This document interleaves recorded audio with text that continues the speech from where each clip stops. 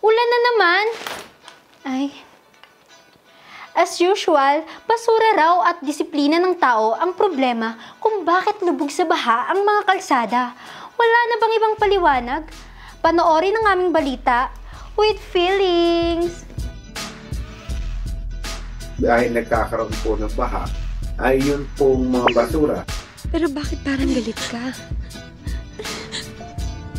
Pero bakit kasalanan ko? Parang kasalanan ko. Basura at disiplina ng tao ang pinakadahilan kaya overflowing ang baha sa maraming lugar. Ang alam ko, ang pondo hindi talaga ginagamit ng mga taong nakatoka dyan. Alam mo kung bakit? Eh hindi natin alam mo naman pagka tayong gobyerno, hindi natin masabi.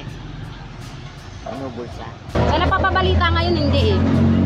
Kasi halos lahat ng may corrupt. Hindi natin kung saan nila dinadala yung pondo, di ba? Sino kawawa, tayo rin. Pero para sa akin kasi nabubulsa kasi ang pondo talaga, sa totoo lang. 100% talaga. Yun talaga, nabubulsa, nakukurakot. Marami talagang kurakot din sa Pilipinas. Totoo yun.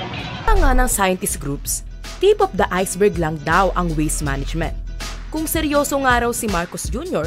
sa pagtugon sa problema ng pagbaha, dapat itigil ang mga proyektong sumisira sa kalikasan, tulad ng quarrying, mining, reclamation at iba pa.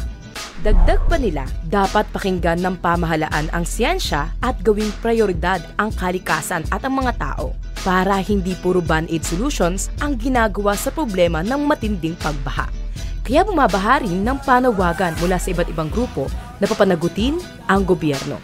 Hay nako, o siya, hanggang sa susunod na balita with feelings! You can put your whole army against my team, I guarantee you it'll be your very last time.